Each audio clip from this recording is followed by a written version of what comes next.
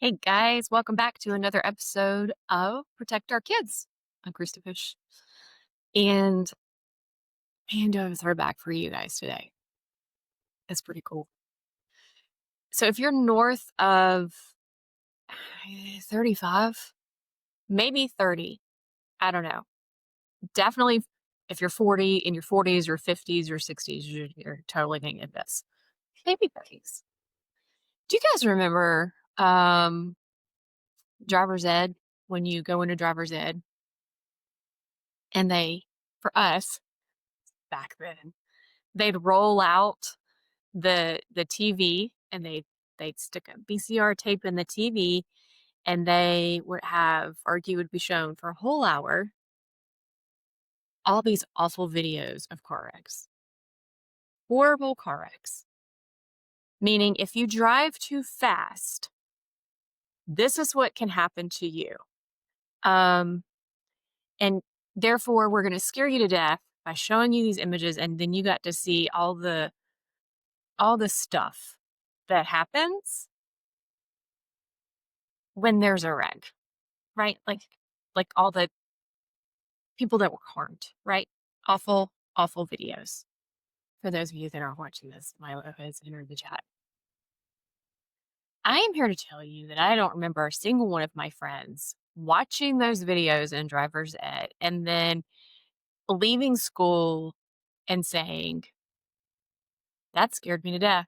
I'm gonna drive so slow on the way home because I just watched a video that showed me a lot of really gross stuff and I don't like that. So I am 100% gonna drive really slow. We were 16 and 17 years old. The first thing we did is we got in our car and we did 90 all the way home. It's just what we just did. Didn't work. Trying to scare us didn't work. Remember Scared Straight? Do y'all remember that? It was the program that was aimed towards prisons, and they would either take kids to the prison, which what? And show them what could happen to them in prison if they go to prison, or you watch videos of people that have gone to prison and see all the things that they go through. And it's supposed to, the idea back then, this was the 80s, you guys, back then was that it would scare you sort of onto the straight and narrow of not getting into trouble. Pretty sure that probably wasn't super effective either. My point being, I don't think that approaching our kids with fear-based anything, or trying to scare them half to death is effective. In my job with coaching, I could sit down with your kids and tell them all the really scary stuff that happens online. And they've probably either already seen it or they're going to think I'm insane. Like, what am I going to say? Uh, be very careful of what you're doing because someone can come get you and then they're going to throw you in the back of their car and they're going to drive off with you and your parents will never see you again. And tell parents, I tell you guys all the time, don't tell your kids that. Don't use that as an actual example of why they should not post stuff online or they shouldn't give out information and there are certain things that they should and should not say because it is ineffective. It's not going to work when you lead from fear. They're going to be really curious. We were really curious about the videos that we were watching. We were in driver's ed. We were curious about what was going on in the prisons. I don't think it stopped any of us from thinking. I don't think it did anything. I think we just had an hour of video time. Where's my point here? So I was thinking today about all this stuff. I was actually talking to John about it. He was like, that's a good point. Never thought about that. One, my job is not to scare your kids when it comes to social media, when I come to the school, when I talk to your kids in person, if we're doing one-on-one sessions, whatever. My job is to give them facts for sure, and then provide them with tools they can use that's going to keep them safe. So it's more effective to give them things they can use in the moment when they find themselves facing peer pressure, when they find themselves in the moment that they want to do something. Sometimes it's fast. Sometimes like it's super fast, right? Like it's kids are impulsive. They're supposed to be to a degree. And so they find themselves in a moment they've done something they didn't mean to. So instead of scaring them to the point of saying, you need to think about how scared you are, we need to provide them with here are some tips and tools that you can rely on in the moment that will help to protect you. And so I want to share with you guys today one of those. And I may do some other episodes around this where we do like a whole list, but I was just thinking about this today. We want our kids to be able to say, no, I do not want to participate in the moment and have the strength to do that. And that is really hard. That's hard as an adult sometimes when you get caught up in stuff. And it's really hard for a teenager. So there's the power of no, but there's also the power in what I like to talk to kids about is there's three no's. There's sort of a soft no, there's a middle ground no, and then there's a really hard firm nope. Uh-uh. So what does that look like? Say your kid is in a situation and it's peer pressure and they want your kid to do something online that your kid does not want to be a part of. And there's a group of people that are encouraging him, let's just him, to do that. We want our kids to be able to rely on the skill or the tools they have in that moment very quickly. A soft no may look like, no, I'm good. No, man, thanks. I don't really want to. We're good. And then they move on to another conversation or they talk about something else with a friend. But the hope is that the friends are going to settle and then they're not going to ask them again to be involved in whatever they've been asking them to do. The second no is kind of middle ground. No, man, I'm good. I really just kind of don't want to participate in this. I'm good.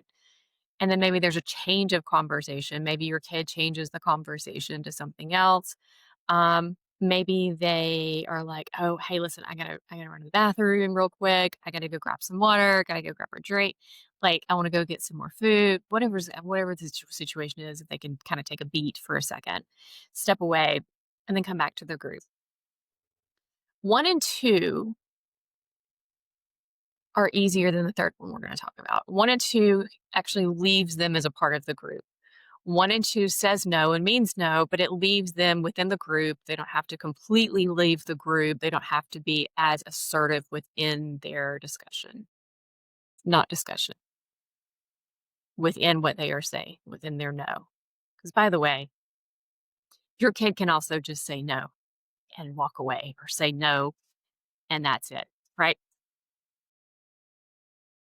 But the third one, which is a much harder no, and this language is harder, uh, it's more assertive, it's harder for kids to do, and it's harder to walk away because it does involve walking away. But it may look like this. No, I don't want to be involved in this. This is making me really uncomfortable. Or I don't want to participate in this. I don't like this. And if you do not stop asking me, I'm going to leave. Meaning I'm going to leave the group. I'm going to leave the home. I'm going to leave the friend's house, wherever you are. But you're going to completely remove yourself from the situation if they are continuing. And many times the third no comes after your friends have pushed you through the first one and the second one. And first, second, and three, the three no's can happen very quickly, very quickly. Because we guys know how peer pressure works and how kids are like, oh man, come on, do it. It's no big deal. It's not a big deal. This will be cool. Everybody's going to see it. Everybody's going to think you're funny. So it's a matter of providing them those tools and then getting them very comfortable using that language with whomever they're with, whenever they feel uncomfortable. But we're talking about social media right now, using those three no's. Some kids are comfortable jumping straight to number three. Nope. As soon as they're asked, no, I'm uncomfortable. I don't want to do it. Don't ask me again. Cool.